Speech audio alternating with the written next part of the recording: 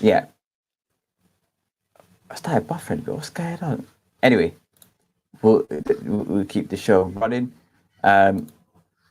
First, oh, I completely forgot. That threw me up, but I completely forgot. Saturday, Sunday hours of early hours of Sunday morning, we'll be doing a live. Um, we'll be doing a live on the Daniel Dubois versus Brian Jennings fight. So this one will be an interesting show. This is probably my first ever Don King show that I'm watching live. Don King's been around for years, but he hasn't done a lot of shows like live. And I think the last show that he did, I was like super young when I was doing it. So first ever actual live Don King show. Okay, so that should be exciting. Eubank, yeah, you man up said, I hope Eubank makes the list. If this is, hold on, I just got saying.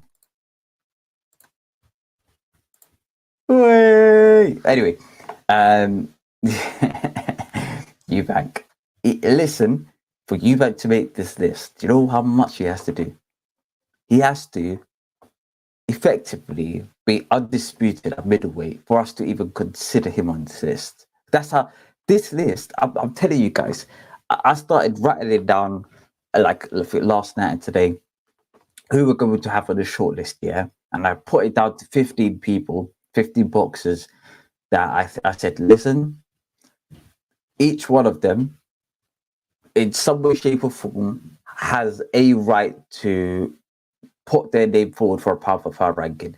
Even the ones where you may not even like the boxer or you may not even have them in your pound for pound ranking. I'm telling you, there's a bag of people that do. Yeah, a lot of my pound for pound rankings are already in somebody else's ranking to an extent.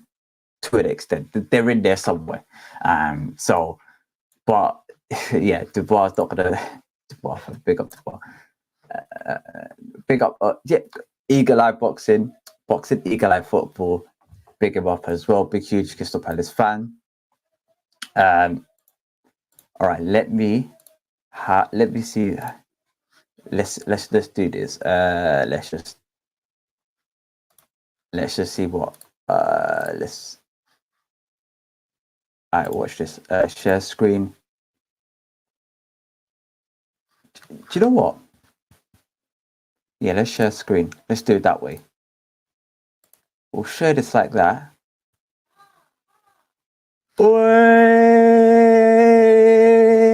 Listen, guys, I'm gassed. Listen, guys, I am gassed. Yeah, the fact that we did this properly. Last time we done this, yeah, was all over the place. Big up, Eagle Eye. Listen, shout out Eagle Eye. Yeah, subscribe to his channel, guys. Huge Crystal Palace fan. But they do a lot of content in general around women's football as well. And they'll be covering the women's Euro tournament. So if you guys can subscribe to that channel, that would be amazing. Eubank needs no belts. The belts need him. That is true. That is true. Okay, so what we'll do is I'll throw a name out there, yeah? And well, I'm going to tell you how I will put them on the list. Yeah. If the whole chat starts disagreeing with me, it is what it is. Like, I can't, like, we're going to have to come to some level of compromise. All right, boom. Where do we get started with? All right, we'll do an alphabetical order. Dimitri Bivol. Now, this one, I ain't going to lie. On my pound for pound list, Dimitri Bivol doesn't make my top 10. I'm sorry. If this was me, Dimitri Bivol will not make my top 10.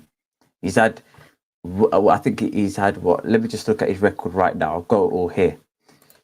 Dimitri Bivol, what is it? 20 fights, 20 wins, no losses, 11 by way of knockout. His greatest accomplishments was beating Canelo and becoming a world champion. He's got a decent resume. Joe Smith Jr., Craig Richards, Canelo Alvarez, Sullivan Barrera, Joe Pascal. Problem is this. I don't even think he's unified the division. So he's not unified the light heavyweight world championship. His greatest win was against Canelo Alvarez, But that, you know, everybody probably had Canelo Alvarez as number one. I wouldn't catapult him all the way into the top 10 because some of the people in the top 10 have done a lot more than just be one megastar, if that makes sense. To be fair, if there's any megastars to beat to claim to be in the top 10, it'll be Canelo Alvarez. Anybody else, nah, not really.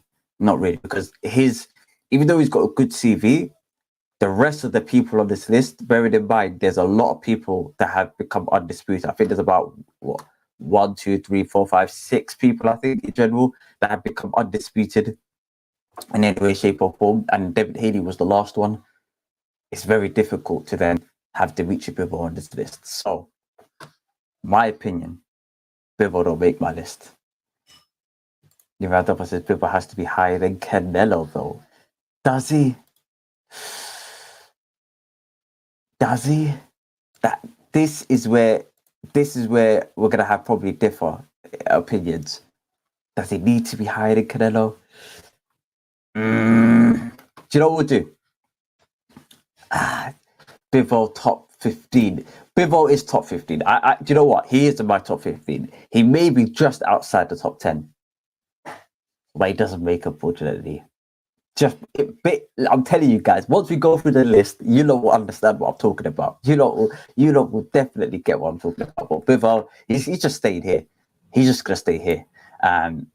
In terms of Canelo now, now this one is controversial.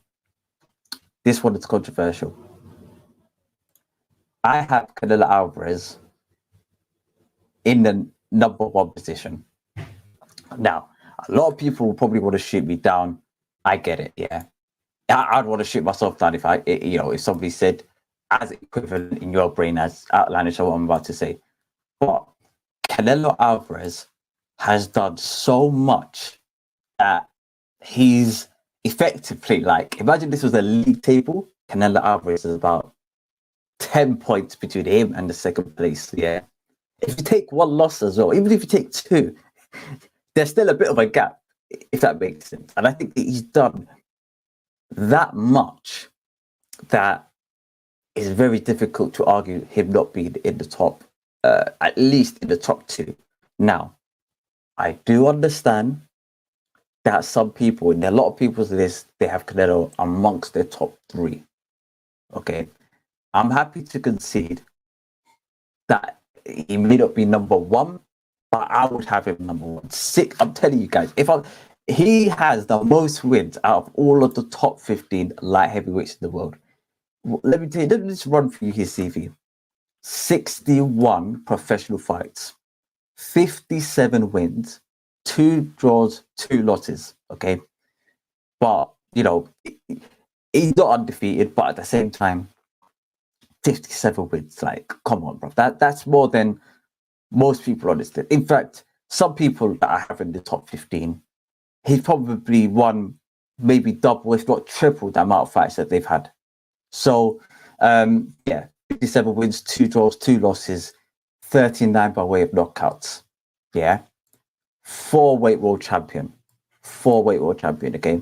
And I'm not talking about, this is not a smaller weights. We're going to touch upon some of the other people who are on this list who just beat people, but the divisions aren't as stacked as we probably would have liked. But 4-weight world champion, 3-time unified champion, undisputed, and the first ever undisputed super middleweight champion of all time. 16 world titles. 16. Yeah. He's beaten Triple G, Miguel Cotto, Amir Khan, Lara, Callum Smith, Billy Joe Saunders, like Caleb Plant, Danny Jacob. The list goes on and on and on. And so I find it difficult to pull him off. He's about 10 points clear at the top. That's how I see it. Literally, if you had told me before the Bivol fight, if I had to put it in the league table, how much clear would he be? He'll be like 10 points clear. But maybe that's just me. Shout out North Bank Bren. Big up North Bank Bren. Always showing love and support. and I really appreciate it. Uncle Jonas says Canelo over Alexander Usyk. I think he made question mark.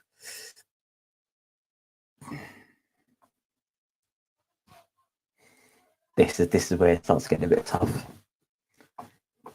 Usyk is a. Let's put. Do you know what? I'm happy to concede to put Canelo.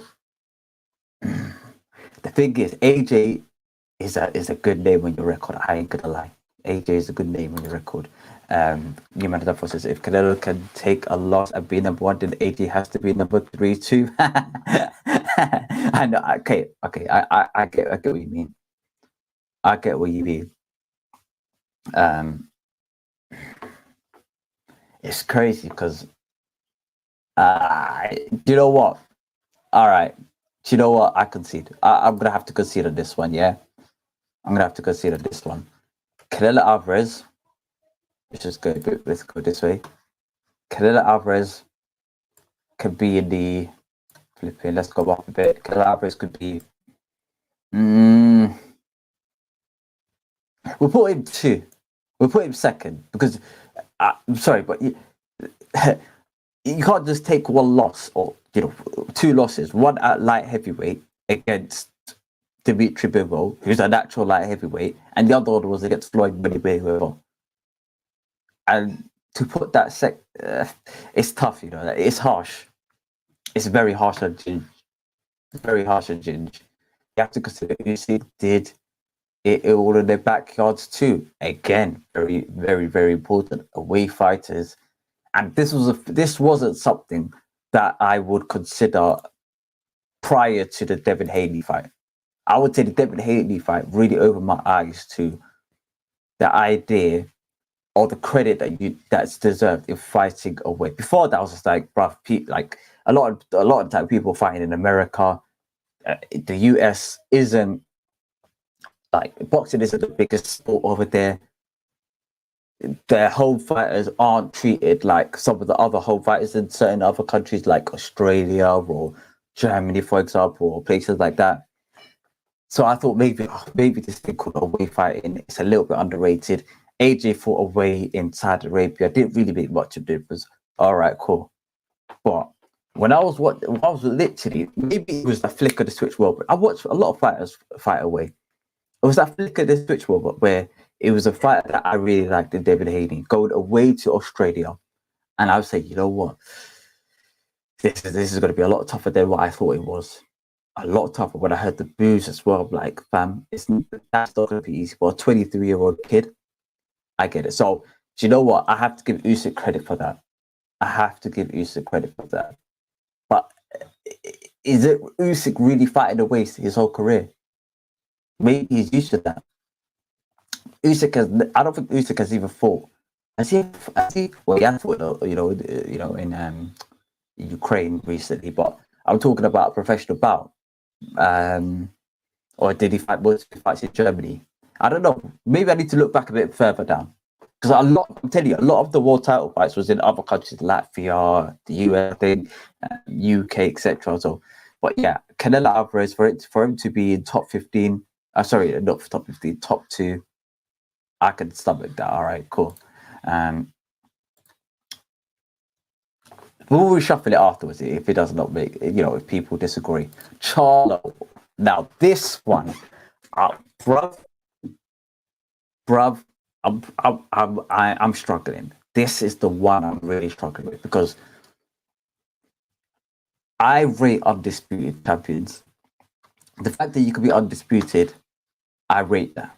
Yeah, it's very rare to become undisputed. It's a bit like winning the World Cup. Yeah, some players, there's like some of the most deadest players have won the World Cup, but I value the World Cup to a high degree. Yeah, like it's not an easy thing to win. First, you have to be born in a country that's very good. Then you have to, a lot of stars have to be aligned for to be an undisputed champion. And therefore, I value that really highly. But having said all of that, Charlo is not undefeated.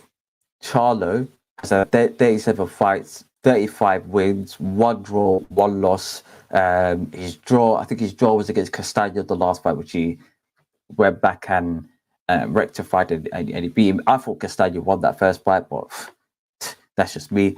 And I think the loss was against Tony Harrison, in which I think he won the rematch afterwards. So that's fine. 19 wins by way of knockout, undisputed light middleweight champion, beating Castano, Rosado, Trout, Harrison. Do you know what? Coming off an undisputed rematch as well. I'm going to put him. This is tough, man. See, this is where it starts getting a bit tough. I would put Charlo.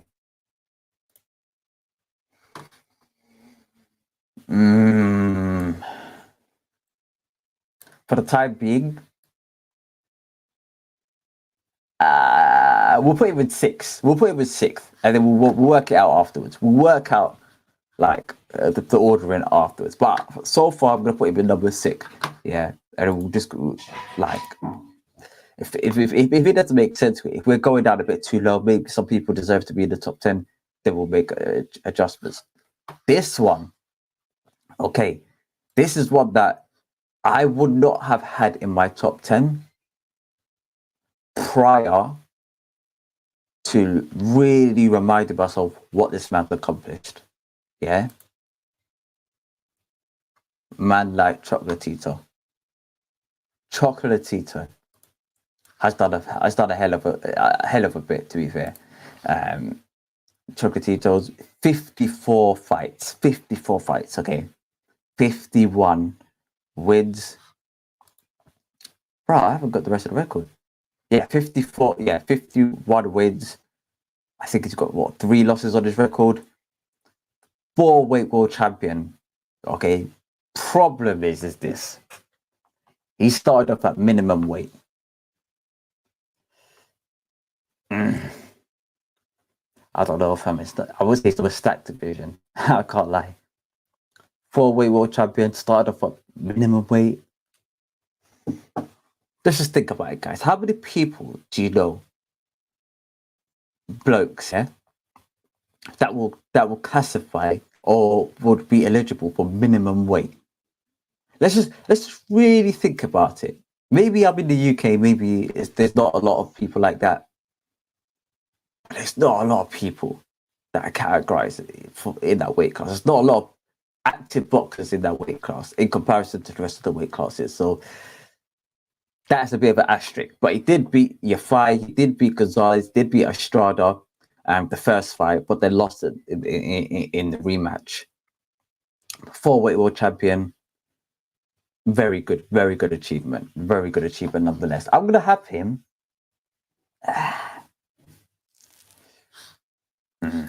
This is tough, man. This is tougher than what it seems.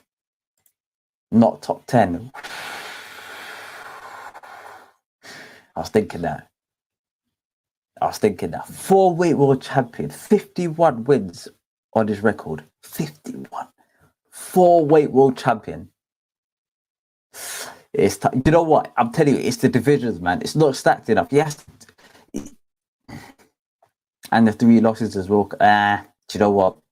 She's not making top 15, guys. I'm sorry. She's not making top 15. Sorry, not top 10. Sorry, not making my top 10. It's harsh. It's harsh though. But yeah, he just remains there. He's going to remain there for the time being. Next up. Oh my days. Next up. We've got the guy, bruv, yeah? Terence Bud Crawford. Out of all of these fighters, if it was just a case where you have to imagine a fighter, like everybody's in the same weight class or everybody's in this, the same sort of frame, who do I think will be victorious? And I'm disregarding completely the record and the resume, etc. I'd have Crawford in number 1, maybe number 2 behind Lomachenko. Like, I would have him literally high up. This guy could do everything. He can jab. Yeah. Like, literally everything. you may think, he's just trying to outskill you, just trying to outskill you. And then for the moment he switches on, he's like, you know what? Let me just get this guy the hell out of here. KO completely. Like this guy in Terrence Crawford, he has done a couple of stinkers, but regardless of that, what a fighter, world class fighter. And apparently, the fight between him and Errol Spence is agreed to an extent. I think finishing touches need to be made, but I think some announcement will be happening in the next 2-3 weeks or something like that. Okay, if all is well, because you can literally get to the final part where somebody's just about to sign a dotted line. Literally, the fight will be like, nah, forget it.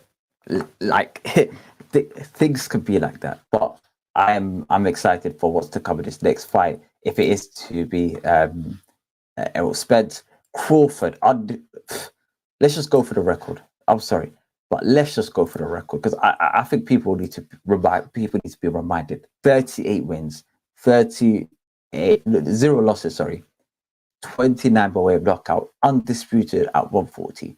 3-weight world champion, beaten Brook, beat Porter, beat Khan, beat Horn, beat who else did he beat? He's beaten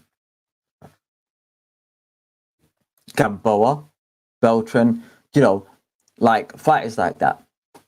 Okay, and he's coming off 2 good wins against Brook and against Porter.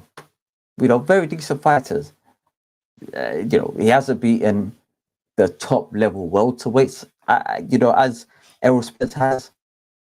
But regardless of that, because of the credit he's got from the being undisputed at 140 and being a world champion in the weight class beforehand, I think he gets in my top 4. I think he gets in my top 4. Okay, this is the Champions League spot. I'm thinking he's getting into that spot. Yeah, and I would be gladly comfortable in having him third. I would have him third. I think this is a solid third. Yeah, Chelsea Football Club plays solid. Yeah, maybe not as good as the top 2 in terms of the resume, etc., and the level of fighters that he's beaten. But regardless of that, he's a bit further than the 4th place. Okay, and that's just in my opinion. Shout out Terrence Crawford. I like Crawford at number 3 under Canelo. That's fair. I agree. Crawford on a 9-win KO streak. Whew, I did not know that. Yeah. Uncle Jonah, you're a legend. Uncle Jonah, big yourself up. I did not know that. 9 wins KO streak. And his last 9 wins was probably against top level opponents. I know it was Porter, Brook. Who do you think before Brook? I can't remember, man. Bob Arum put it within like some absolute. Anyway, I'm glad that he's away from that, Don. But yeah, 9. Wow. But that just threw me up. This one, my goodness, this next gentleman, yeah, is one that I will describe as. Don't tell me about my dog. I know my dog. Yeah, shout out Travis. Yeah.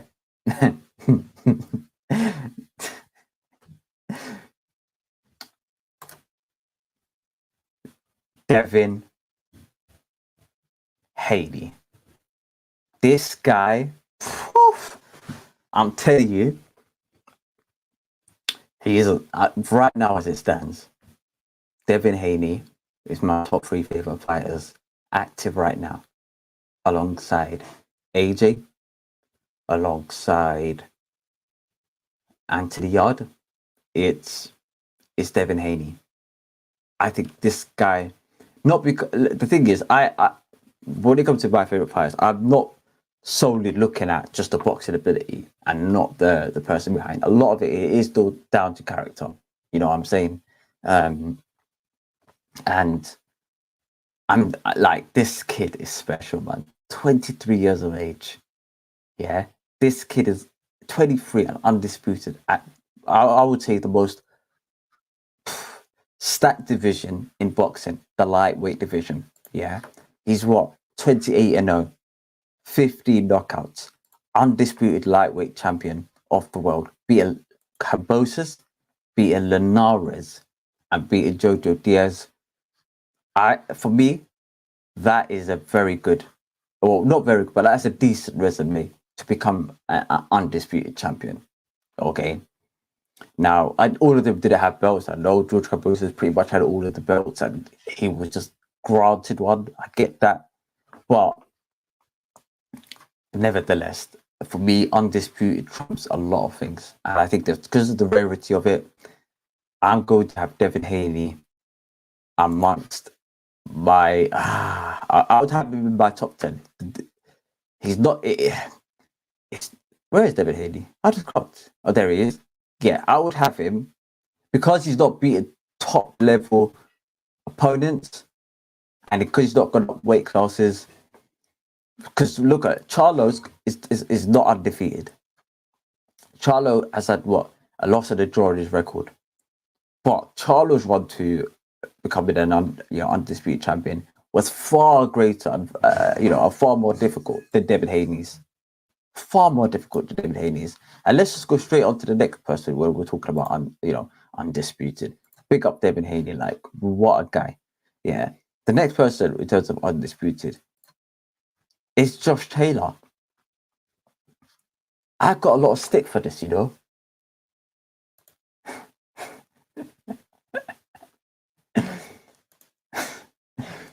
man, guys, you're not cracking joke. Anyway, yo, who was it? Josh Taylor, and his Molly May trainer, bruv. We all got the same 24 hours. This done. I have him in my top 5. Now, a lot of people are gonna say, "What? Top 5? Josh Taylor? Look what? Have you not seen the Jack Catterall fight?" In my opinion, I think he lost the Jack Catterall fight. I think it was a clear decision. He lost to Jack Catterall, but at the same time, on the record book, it does say he won that fight. But had he had that loss on his record, would he be in my top 5? Probably not. Probably not. Do you know what?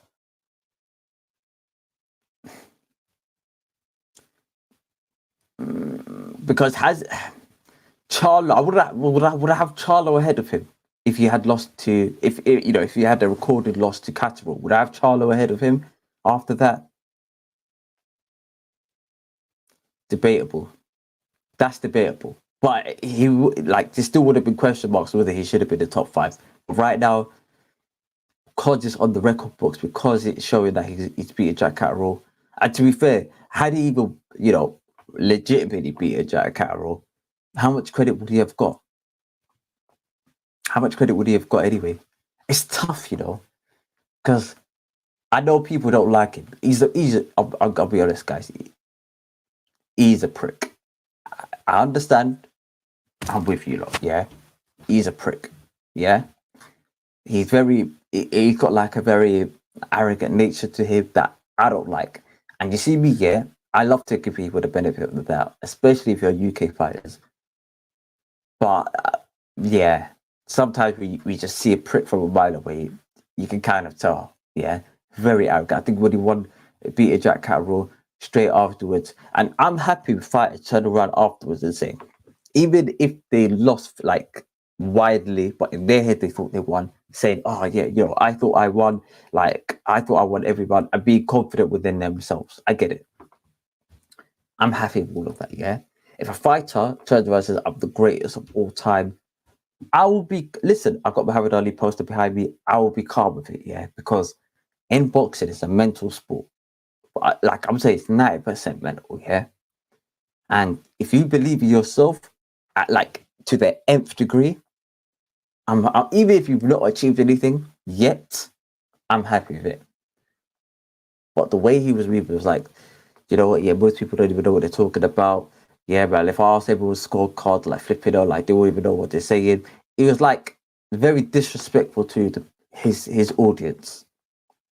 Okay, very disrespectful to his audience. Trying to basically infer that you guys don't know what you're talking about, but you're happy for us to basically buy or buy a merch or buy a ticket or watch the fight. You can put money in your back pocket, but we're too thick in the skull to know whether you've lost or won. Yeah, and that's the attitude that I'm not too much of a fan of. I understand he's a prick, yeah, but at the same time, I can't. It's very difficult to put a lot of people ahead of him. It's tough. It's tough, I ain't gonna lie. Maybe it's just me.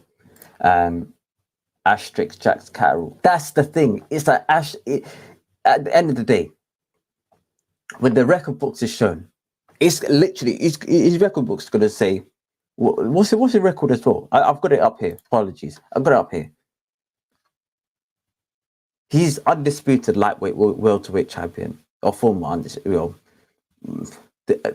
Asterisk, okay, 19-0, 30 by way of knockout, beating Regis Prograis, and Ramirez. World Boxing Super Series winner as well. For me, those are some tough names. Those are some serious names. And the World Boxing Super Series as well. You got to put me at least your top 6, 7 on your list. Some people don't even have it in their top 10 because of the Jack Catterall controversy. And even if he had lost to Jack, even if it was a recorded loss, I still would have had him in my top 10 because of the undisputed factor and the Regis Prograis win and the Ramirez win, because both are very tough level opponents. I'm not gonna lie, and I think not gonna lie, I think Regis Prograis and Ramirez would beat or give a run for their money to Teofimo Lopez at 140, and therefore it'd be difficult to overlook that element, in my opinion. That's just in my opinion. Top 5. Devin Haney over Jermall Charlo. No. You can't beat just Kambosos and that'd be Linares is a tough win. But I think Jermall Charlo's road to undisputed was a lot more difficult. And therefore I'm gonna have him at number 6. And Devin Haney, Charlo's been in with the tougher opponents. I can't lie. I think he faced Rosado as well. Let me just double check. I could be mistaken. Charlo. Yeah, he's facing Rosado. Yeah. Those are better level opponents. Linares is a good fighter. I think Linares is Devin Haney's best win. I wouldn't even say Kambosos. I'll say Linares. Linares is a better fighter than Kambosos, in my opinion. And it will batter Kambosos. But Kambosos won because Teofimo Lopez was brain dead on the day. That's just in my opinion. Catterall owns Taylor's soul. I get what you mean, man. I get what you mean. Agree, top 10. Do we know of any Charlo opposition? Yes. Castano, Rosado, Trout, Harrison. I'm missing somebody. But yeah, just those names alone. I know you're probably looking at Rosado thinking, bruv, you're like a Chisora, just you don't have any losses, but he's a tough level opponent. I'll put him with the level of like Linares, he's a top level opponent. Some of his losses are quite, like, I don't even think he lost against Danny Jacobs. I thought maybe he might have won that fight. He's a top level opponent.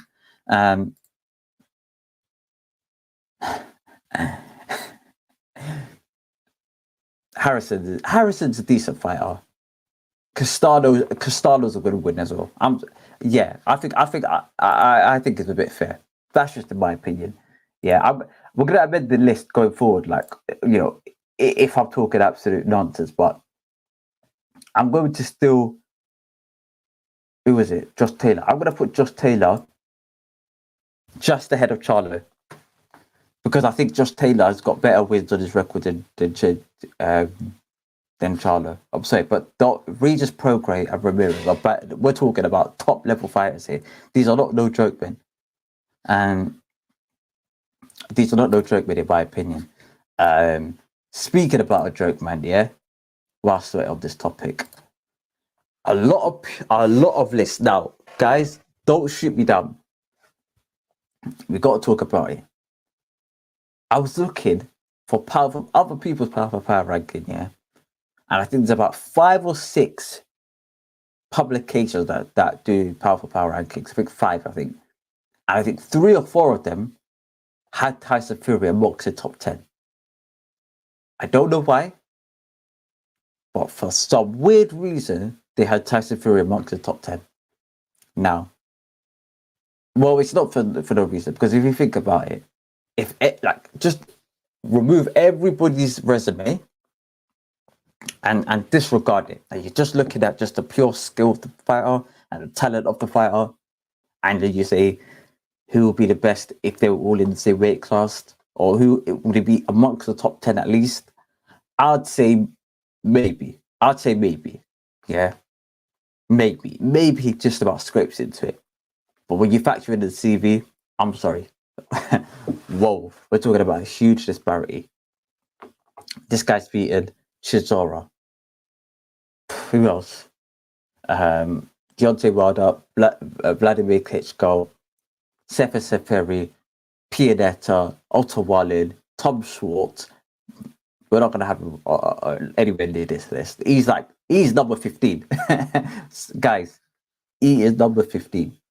Yeah, and if we can find somebody else that could replace him at number 15, by all means, I'm with you. Okay, should he retire?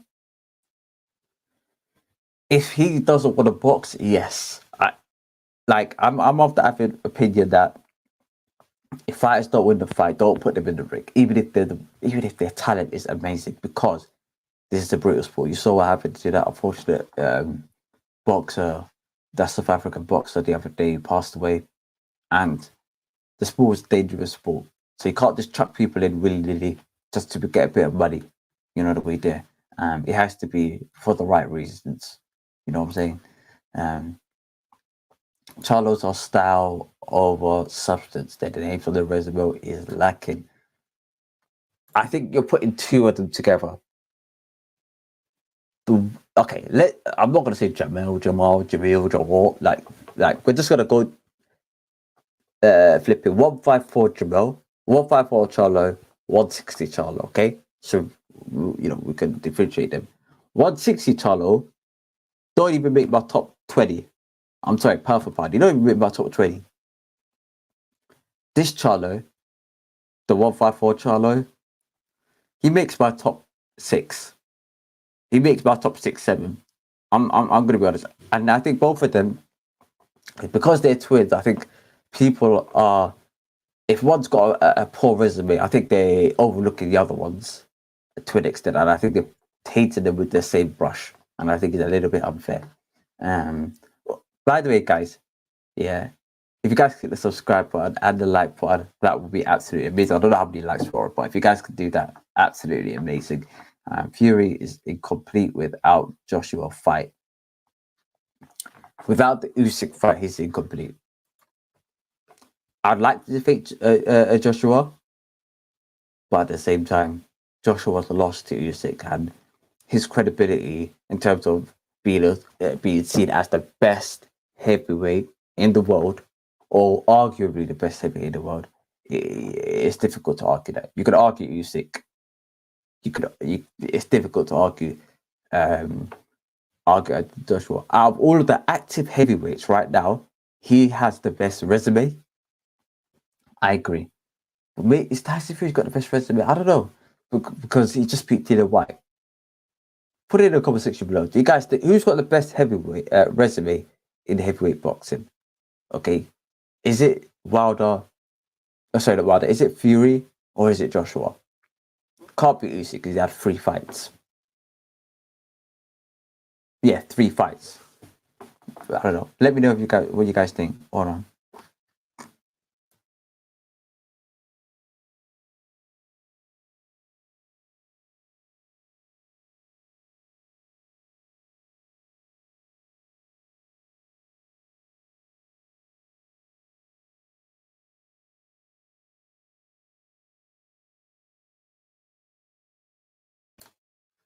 AJ.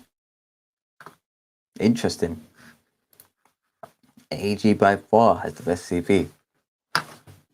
He has the best wins, but considering the losses, 2 losses on his record, there's balance out. You got Chisora, Wilder, Usyk, Dillian White. That's 4 good names. Klitschko, White, Parker, Povetkin, Ruiz. All right, I give you that. Yeah, I agree. Do you know what? I agree. Yeah, I agree. But yeah, Tyson Fury. We're not even gonna share my screen, bruv. He's not making top 50. Maybe he scrapes a 15th place. Maybe. Triple G. Triple G is a weird one, man. Triple G is a weird one. Out of every person on the list, I think the people with the most wins, or up there with the most wins, are Triple G, Estrada, Chocolatito, and Canelo. He's what, 42 wins, 1 draw, 1 loss, unified champion. Kell Brook win, Derevyanchenko, Danny Jacobs, David Lemieux, Monroe Jr. He's fighting Canelo Alvarez in September. Yeah. He just come off a good win against Murata, Japanese world champion. Is he Chinese? Japanese, I think. Japanese world champion. Decent win as well. This is tough, you know. I'll put Triple G. This is tough again. Triple G, like, where do we put Triple G? Is tough because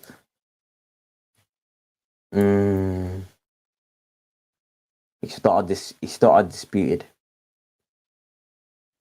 but he's got better resume than Devin Haney. But he's got more losses than Devin Haney.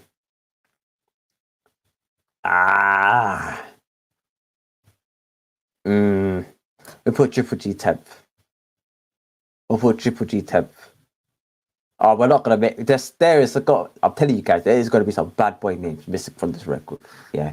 But speaking about bad boys, yeah, another gentleman, it was 2 days ago, on Tuesday, with a bad boy performance. I'm not even gonna pronounce his first name. Inoue. Yeah, because I don't know how you pronounce it anyway. But anyway, Inoue, bad boy. Like, if I saw Inoue down the road, yeah, big man chick, I would not think he's a boxer. I ain't gonna lie. I won't look at him and be like, rather, yeah, that's that fella that punches people's heads in.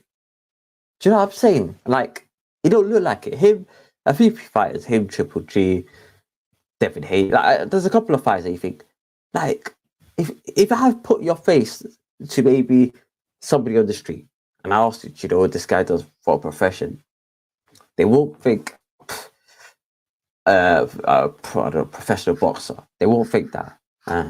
Probably think like movie star or something like that. This is where we got a bit of an issue. I rate his wins. Don't get me wrong. Yeah, I rate his wins against Donaire. He's won the World Boxing Super Series. He's 3-weight world champion, and a unified bantamweight world champion as well, with 23 wins and no losses. But at the same time, the weight classes that he is in aren't the most stacked weight classes. Yeah. So I find it very difficult. Some people haven't been in their top 3. That, to me, sorry, mate. I'm struggling to put him ahead of Canelo. I'm struggling to put him ahead of Usyk. I'm struggling to put him ahead of Crawford. Really struggling because some of the names of Crawford's record, okay, even though he's not got the best record in terms of between him and Spence, I'd say they're a bit better than Inoue. And the fact that he became undisputed at 140, I think that's okay. It wasn't against bloody world beaters, but it's a decent, man. It's decent. So, in new way, I'm afraid to tell you, lot. Oh, big up! Shout out Ade, guys. I'm picking up Ade. Yeah, shout out Ade Oladipo. Actually, the first. Is he the first guest on the on the platform?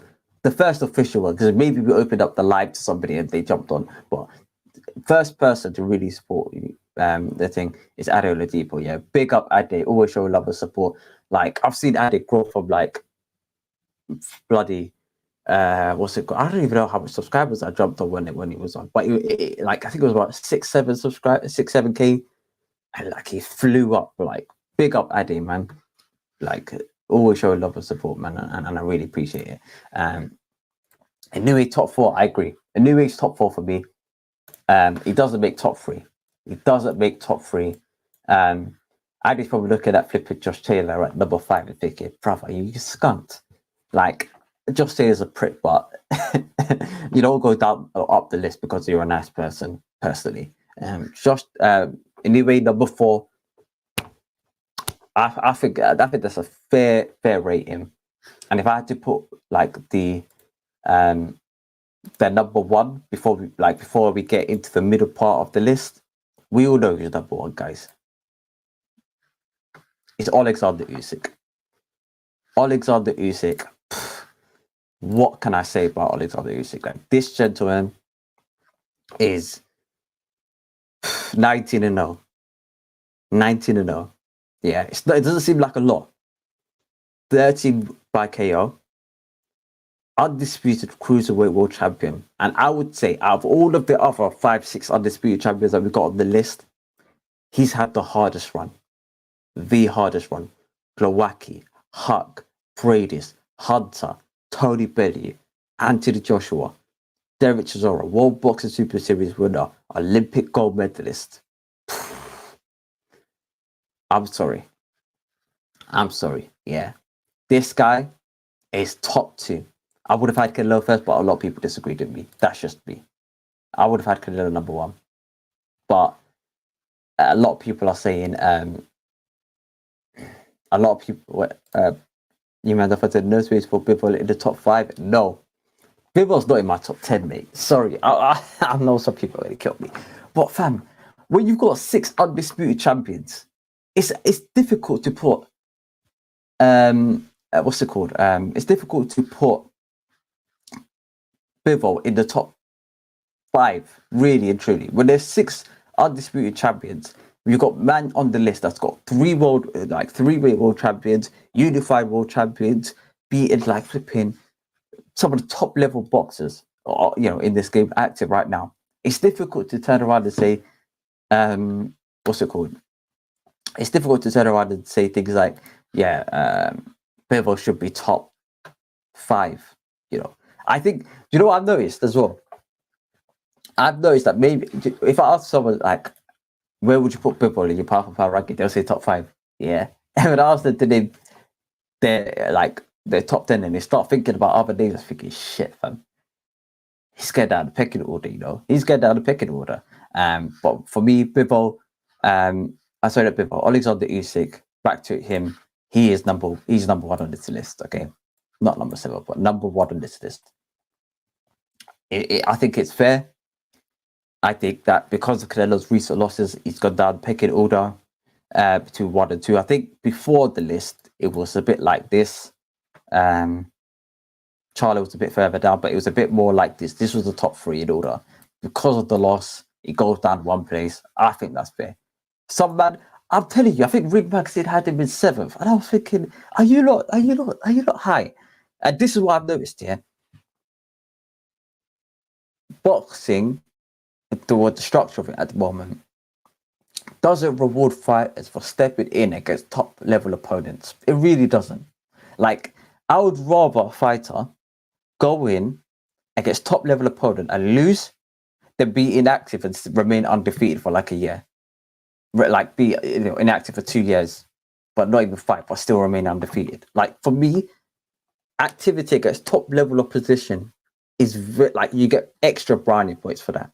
Yeah. If I appear in a Champions League final, that's better than flipping being, I don't know, undefeated in the Scottish League. Like, come on, fam. Let's be honest. If I've been undefeated in the Scottish League, that's not the same level as being in a Champions League final. There's levels to this. That's just in my opinion. Some people may disagree. It is what it is. I'd have Inoue at number. God damn. Inoue at number 1 or 2. Murderous puncher and 3-time world champion. Is any of the weights that he's won a world champion in, would you consider it a stacked division?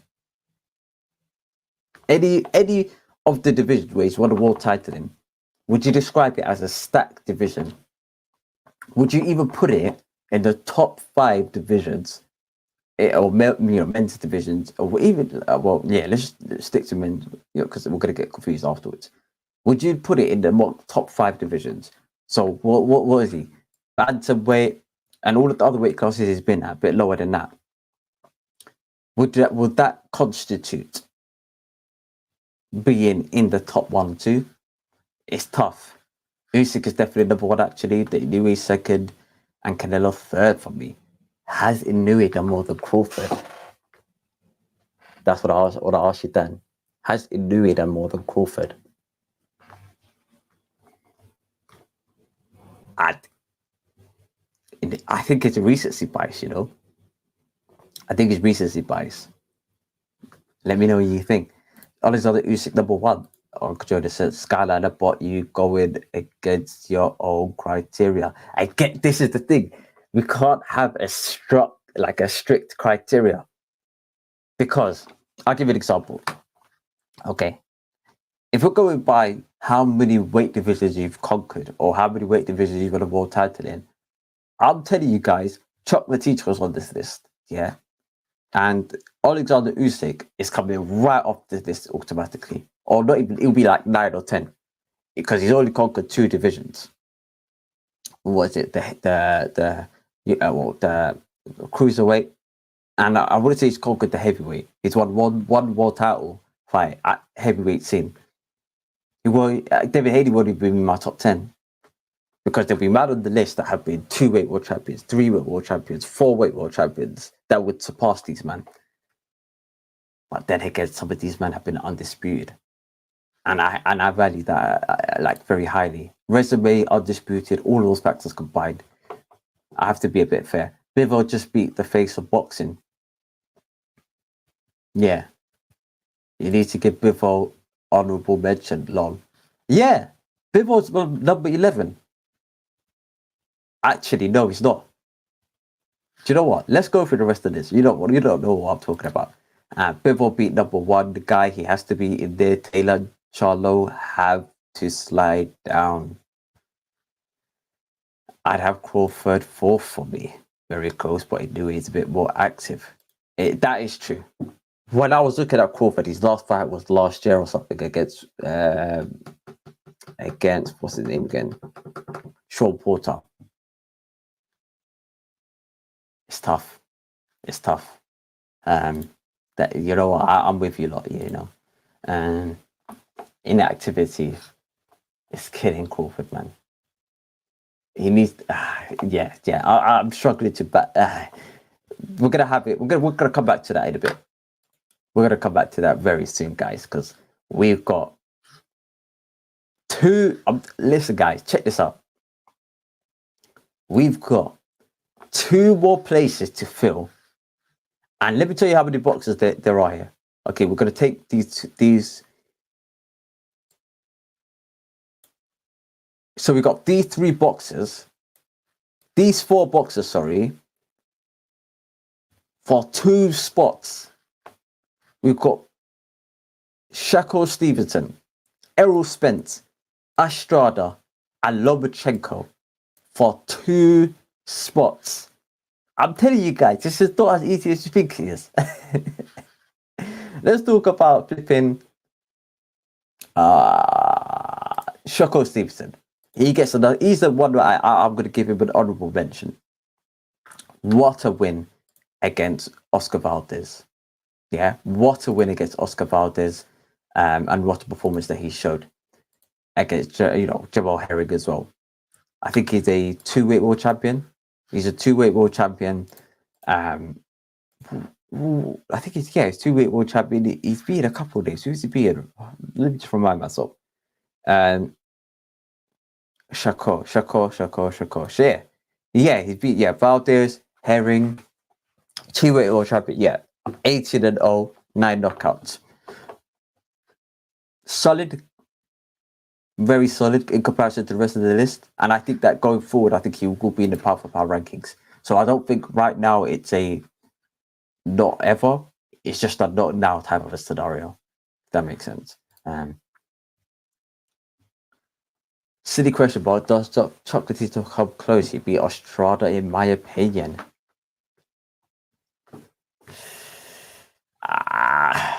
No.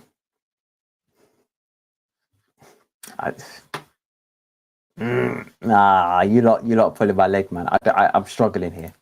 I am struggling here. Right, okay. Shakur Stevenson, not making my P4P ranking list yet. I think he will be in the future.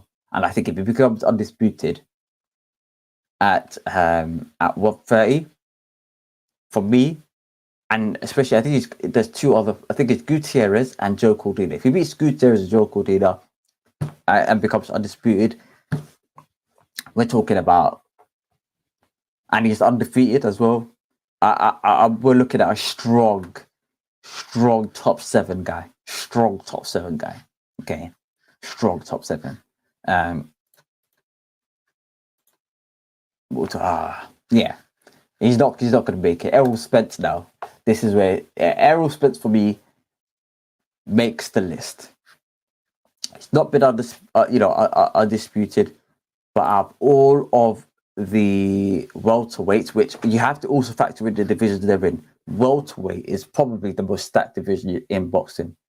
I'd say it's up there with light heavyweight, lightweight, welterweight, the most stacked divisions in boxing right now, in terms of the top level guys and the top 10 guys in general. You've got Spence, Crawford, Ugas. I think last year we had Pacquiao as well up there. Keith Thurman. You've got Danny Garcia. You've got Boots Ennis. You've got Virgil Ortiz, Conor Benn, like Avenesian. Like these are McKinsey. Like you've got top level guys in this division. So if you are the top of that, I think you deserve more credit than somebody at minimum weight being a 2-weight world champion, for argument's sake, or being an undisputed at minimum weight, if that makes sense. Because I know undisputed probably trumps a lot, but Errol Spence's division has to take extra brownie points, in my humble opinion. Some people may disagree. That's just in my opinion. Let's see. Hold on. What is going on? Yeah, the comments was a bit mad. Triple G beat Canelo the first fight. I agree. But similar to Jack Catterall, and also inactivity as well played a part as well. Nah, he's not. But he lost the second fight. Do you know what? Triple G makes my list. He makes my list. I'll put him up or down, depending on the list. Maybe I'll put him a bit higher. But for me right now, I think Triple G makes it, towards the back end. But, he makes it on the list. But Errol Spence, for me, out of all of the welterweights, best record in terms of just the welterweight scene. And for that reason, I'm going to put him in my top 8, which means we've got one more space between Lomachenko and Estrada. Lomachenko and Estrada for number 7. Both of them are worthy of number 7. Like, I'm telling you, this will be a tougher decision than we think it is. Maybe we have to push every person down the list, but somebody's got to go. What's his name? I should have just go back to the comment. To the Punch. Big up to the Punch, man. Big you guys. I'm not sure whether To the Punch has got a channel, but if he does, everybody click subscribe to his channel as well. Dan Evans says Spence is definitely an elite fighter. Again, he needs to be more active. I'd have him win about 6 or 7 than that. And after his crash, still to beat top level guys is very impressive. After his crash, he beat Daddy Garcia and Ugas. Wow, what?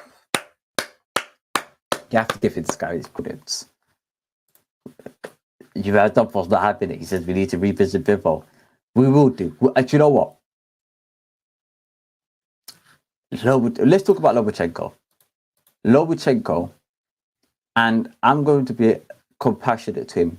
He's been inactive, but it is for a fair reason. It is for a fair reason. Vasily Lomachenko is undergoing a very difficult circumstance in this country, along with Alexander Usyk. He's beaten, and he's what is he? Two-time gold medalist, former three-weight world champion. So similar to Inoue, former three-weight world champion. Okay, beat Russell Jr., Linares, Luke Campbell, and also people don't rate Luke Campbell, but he beat Luke Campbell, Martinez, Nakatani in the last fight, Richard Comey, where he was being compassionate with.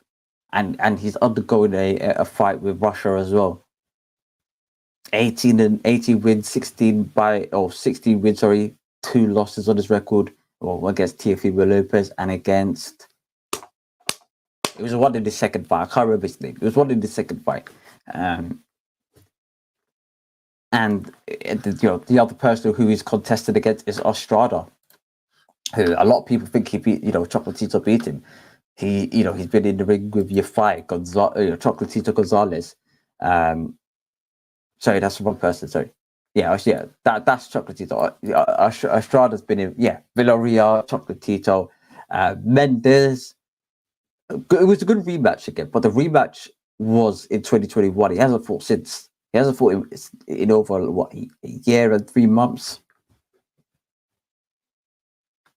He's got a scheduled bout in July, I think. So he'll be out the ring for 18 months. 45 wins, 45 fights, 42 wins, 3 losses. 2-weight unified champion. I'm going to put Lomachenko in that list. Based on recency bias. Based on the fact that his last 2 fights was against decent level opponents. Richard Comey, I would consider a top 10 fighter. At lightweight, which is a stacked division. And Nakatani, he's half decent, but he's been out the ring for a long time. So I think for the last place on this list, on my list, is Vasily Lomachenko. Yeah. Now, I am happy to concede that there are some people that I may be getting wrong. You might obviously we need to get Bivol in. Cornell says Bivol needs to be in. I agree with OTC. No place for Bivol. If he beats Beterbiev to undisputed, then I would say he should go in there. I agree. He's not. I don't. To my understanding, he's not unified the division, and he's not become undisputed. He's only fought in 175. He's fought, I'd say, a couple decent opponents in Pascal and Joe Smith Jr., who currently is world champion. So, on a technicality, the fighter who he's beaten is currently world champion. Even if you wanted to put a unified champion as well, it's like I'm telling you guys, who would you take off my list to then put him in that list? If that makes sense. Would you put Triple G off the list? David Haney. And you know what? I'm going to put David Haney below Triple G, Really, like before, I think last year or something, I had Triple G in 10th. But right now, because his title win against that Japanese fella, I forgot his name. How did I forget his name already? Forgot his name. I forgot his name. It was like 2 months ago. Murata, that's it. Because he beat Murata, who I would consider a top 5, 6 middleweights. Maybe top 10, sorry, middleweights. He makes it just here. I'm comfortable in putting Triple G in number 9. But right now, it's difficult to put Estrada in. Estrada's got a better resume than Devin Haney. But the problem is Devin Haney's the undisputed champion at the most difficult weight class that there could be an undisputed champion in. And maybe Devin Haney's my favorite fighter. Maybe I'll be biased. But I can't put him in. I can't put Estrada in. I can't. Bivol does. Okay, let me just ask you guys one question. Okay, so we've got Cornell, we've got Human and Dunford, we've got a couple of other people that wanted Bivol in the top 10, at least in amongst the top 10. Would you put Bivol in, or would you put Bivol ahead of Devin Haney? Would you put Bivol in ahead of Triple G? Or Errol Spence? Or Lomachenko? Or Charlo? Okay, Charlo has had I've got a few decent wins, but he's become undisputed. You're going to put a guy who's had, what, 1 belt to a guy that's got 4. Difficult, man. It's very difficult. It's very difficult. Josh Taylor, do you know what? I can't put, having looked at this list, I'm struggling to put Josh Taylor. If Josh Taylor had recorded loss, it would have looked, you maybe would have put Charlo in the head. But right now, it's difficult, man. Dan Evans says if he beat Rog Versailles and he got a shot at Estrada and wins, that's sensational. That's true. That is true. That is true. Oh, sorry, you're referring to Brad Rodriguez. I reckon Brad Rodriguez could potentially be in the this lost by the end of the year. I think you meant by the end of the year, you expect Brad Rodriguez to be amongst this list. I wouldn't say so. The reason why I wouldn't say so is this: Errol Spence and Crawford may be fighting each other. Charlo would have another fight. And if Charlo faces a top level fighter, it's got to be a problem. Lomachenko may return to the ring. Triple G is fighting Canelo Alvarez. So if Triple G beats Canelo Alvarez, he's solidified himself in the top 10. Devin Haney wants to fight WBO champion Robbie Davis Jr. Yeah. For the IBO belt. Then maybe fighting George Capote in the rematch. Or it's all up in the air. But if we're having Brad Rodriguez in this list by the end of the year, that means Devin Haney's got to have to drop out. And I'm struggling to drop out. Undisputed, undefeated world champion at the most difficult weight class that there could be in. I know he didn't have that many world title fights, but the fact that he had a couple of decent names on his record, I think you can kind of substitute it. Linares is a decent win. Linares is good enough to, if he beat Linares for a world title, I wouldn't be surprised at that idea. If that makes sense. Because he was given, effectively a belt off the back of Lomachenko going up to franchise championship. But I'm gonna go back to the list one more time, and I don't know whether. Do you know what? Do you know what, guys? This is my list. So we got number 1, Alexander Usyk. Number 2, Canelo Alvarez. 3, Crawford. 4, Inoue. 5, Josh Taylor. I saw some people list, they don't even have him in his top 10. That's ridiculous. Come on, guys. Yeah. Charlo in number 6. Lomachenko in number 7. Errol Spence in number 8. Triple G in number 9. I've got Devin Haney He's become undisputed champion at lightweight at number 10. Imad versus Bivol beats Petevias and makes the top 10. Who comes off? Who comes off?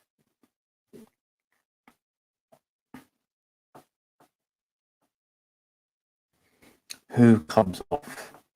It's difficult to say. Do you know what? If he beats Peterbiev by the end of the year and Errol Spence loses to Crawford, I'll chuck Errol Spence off the list. I'm comfortable in chucking Errol Spence off the list. That's just in my opinion. I'm comfortable in chucking Errol Spence off the list. If Triple G beats Canelo Alvarez, okay, if Triple G loses to Canelo Alvarez, he's off the list. Spence loses to Crawford, he's off the list.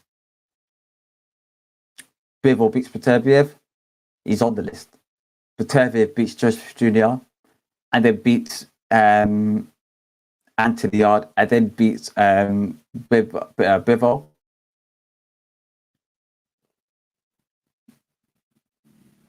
Debatable. We'll have to review it when that time comes. Not sure Triple G is in. If Triple G beats Canelo Alvarez, would he be in? Yes. If he loses to Canelo Alvarez, he's out of the picture. But right now,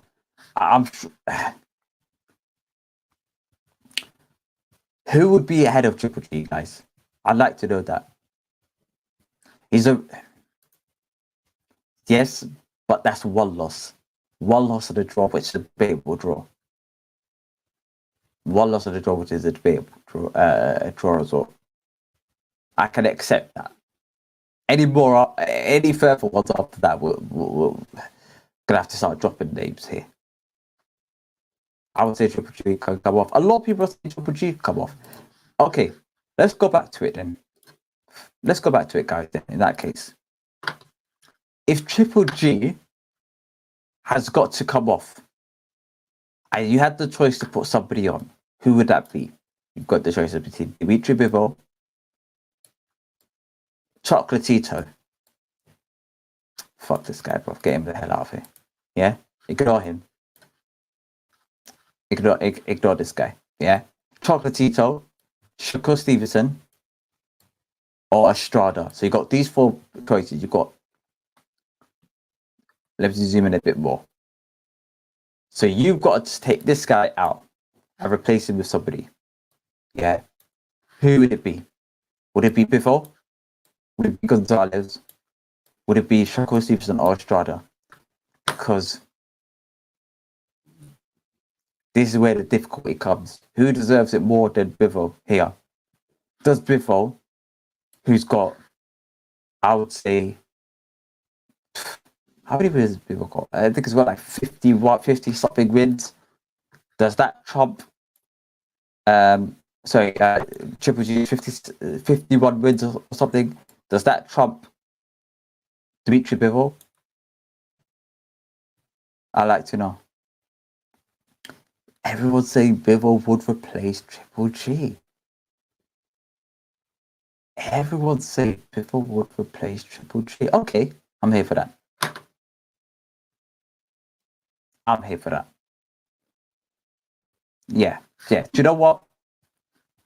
I let the people decide that. I'm comfortable. Like, see, this is the part where I said in the beginning, yeah, you lot, I might be saying one or two things wrong. So I might probably need, like, clarification. If I'm talking nonsense, it'll be good to hear from you guys. The people have spoken. Triple G is off the list. Bivol's on the list. But I'm going to have to put Bivol in number 10 then. I'm going to have to put Bivol in number 10. I put Devin Haney number 9.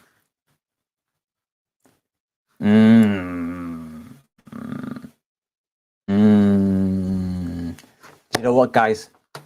Last question. Who should be higher? Devin Haney or Bivol?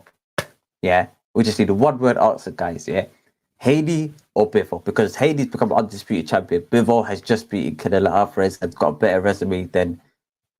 I would say, actually, you know what? I'd say comparable. Mm, would I compare Linares to Joseph Jr.? Yeah, I think that's fair. I think that's fair. Linares packs power as well. I think that's fair. I think that's fair. Maybe Canelo Alvarez, but became undisputed. Dan Evans, Haney, Cordell, Haney, Chili Punch, Haney. Oh, Devin, sorry. You mad up for Haney. People have spoken. I am comfortable in Haney being in number 9. We'll leave it as this. Yeah, you guys got your wish. Football makes top 10. I didn't have him in my top 10. I would have had Estrada or somebody like that, or Triple G or something like that. But the people have spoken. Let's start number 10 to go up with Bivol, number 10. Haney, number 9. What this guy? Bad boy. Yeah. Errol Spence. Yeah. Shout out my Yardy Dons. In at number 8. Fair. Lobachenko. In at number 7. Charlo, number 6. Josh Taylor at number 5. But I hope he gets smacked up in his next couple of fights so we can drop him out the list completely. Inoue, number 4. Fair. I think that's fair. I don't think that win over Donet actually made that much of a difference, to be fair. Because for him to replace these 3 monsters, yeah, this guy has to become undisputed. Let's start off with that. But he has to go up another weight class and become a world champion. And then we're gonna start replacing some of these names. That's just in my opinion. Until then, he stays in that number 4 because those weight classes I'm sorry. I can't compare them to this guy. Yeah. Canelo Alvarez, what can we say about flipping man like Ginge? Can't say anything much about him. On Alexander Usyk, I hope you get battered by AJ. Do you know what, guys? Quick question as well. Yeah, that is the powerful power list as chosen by myself and the audience. I hope we're all happy. But guys, quick question, yeah. If Usyk loses to AJ, would you still have it in the top in the powerful power list? And would you have AJ if AJ beats Usyk? Would you have AJ in the top 10? Because that means that AJ would by far have the best resume out of all of the active heavyweight boxers. I'm talking Tyson Fury because, you know, for the sake of it, would AJ be in there? Good question. That's good because that means he'd be in every other top level heavyweight apart from Deontay Wilder and Tyson Fury. Interesting. That's just food for thought. Taylor out, Estrada in. On personality, I agree.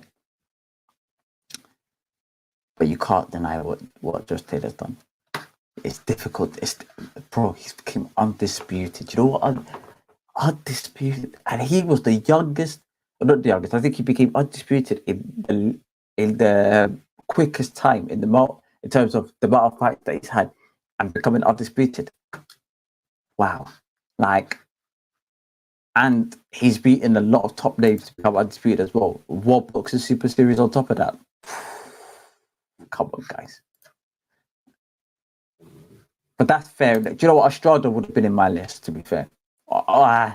Estrada or Triple G could have been there. But you guys wanted to get Bibba win. I think, do you know what? I think Taylor's a prick, brother. I hope he gets smacked up. Come to think of it, man.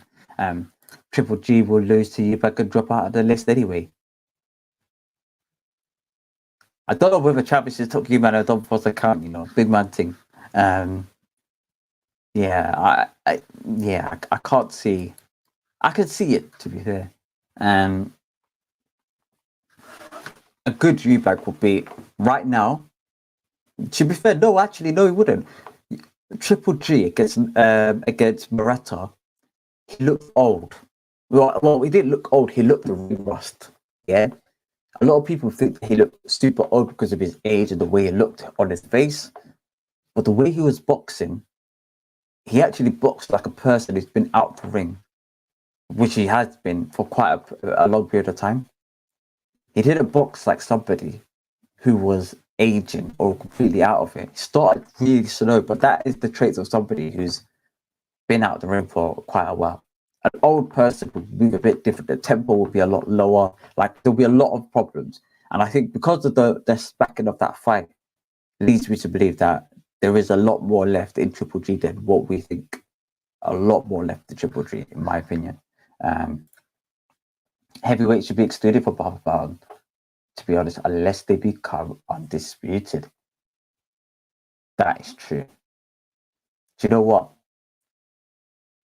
No, unless they become, unless you're a 2-weight world champion in Alexander Usyk, unless you come from the cruiserweight all the way up to heavyweight, or unless you've not become undisputed. But for example, let's say one person was to hog onto the belts and don't want to fight you and fight just mandatories only, or like I don't know, hold the belt or hostage, and you beat, and that person, let's say, is Charles Martin, and Anthony Joshua goes in and whops the rest of the division. Yeah, I would probably make a case for you to be in this list.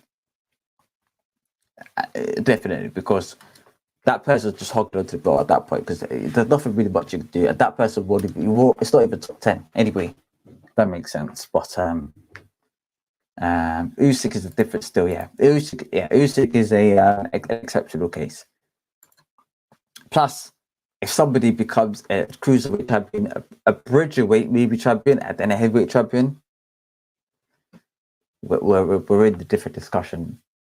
I hope bridgerweight opens up to more belts in terms of then again, I don't want too many belts, but I want it to be a competitive division that people join, and that you could see that if you win that belt, it becomes credible. Because right now, Oscar Rivas is world champion. You know the way there. Like, if Deontay Wilder was world champion of that would be great, in my opinion. Like, AJ will be beating Deontay Wilder, 2-weight world champion. Why not? Or somebody like who's a small top actual heavyweight?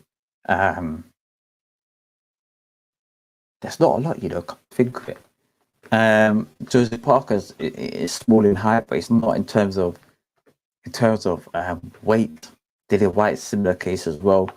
But yeah, like a Deontay Wilder, if you beat somebody of that ilk, or Lawrence Okolie, so at that weight class, I'm confident in turning around and saying, you know what, you should potentially be on the power of our list. Or let's say Usyk, you beat Usyk out bridgerweight, I don't know. That's just maybe there's legs to it. But regardless of that, thank you very much, guys, for tuning in. Don't forget, guys, we're gonna do a live watch along on Sunday, early hours of Sunday morning, to watch the Bryan versus Dubois fight. This one's going to be, I think it's going to be a really good fight. I think it's going to be a really good fight. So I don't know when that fight is going to be, but we're maybe 3-4 a.m. in the morning. So if you guys are awake around that time or watching the fight, be sure to head to Campus Boxing, like the video on the way in or out. Depends how you guys want to do it. But yeah, really appreciate the support. Human of the Force says, last question. Is Okolie good to Bridger? I would want him to go Bridger. Just win that world title, man. You're going up to heavyweight anyway. How old is he? 27? How old is Okolie? Let me look it up. I think Okolie 1992, 29 December. Okay, so he's 30 in December. Yes, calm, bro. Maybe try to become undisputed. If Brady's and them man just take the piss and what's it, just Super Mario, leave them, man. Go bridgerweight, win that title against what's his man's name? Oscar Rivas, and go up to heavyweight afterwards. That's what I think. Because what's the point going up to heavyweight and fighting tune-up fights like what Alexander Usyk did? If he fought Witherspoon at heavyweight, skip that, man. Just fight a top level bridgerweight and then go up against a top 5 level heavyweight. Maybe that's just in my opinion. I think the Dubois fight is a decent fight. Time UK. Could be, I saw, what's that guy's name? BT Sport guy. Oh, he's a troll, but I like him. He's a troll, but I like it. Starts with a D. Dursing, yeah. I saw him talking, like, he says something like he tried to get Bob Arab to get it up to like a reasonable time in the UK. If that's possible, even better. Daniel Dubois for KO. That's a fair shout, That is a fair shout. Do you know what, guys? I'm gonna do my my preview video tomorrow. I'm gonna do like a quick pre-recorded video tomorrow. But right now, yeah, I think Dubois will win by KO. Maybe I'm just like, I like Dubois, man. You know what? Like, he is a fighter that I'm quite fond of. You know what I mean? I don't know. Maybe it's his fight style. His character is a bit dry, but sarcastically, I kind of like. I am in favor of it. It's a bit like that lady. What's her name? Amelia, the chicken shop date. Yeah.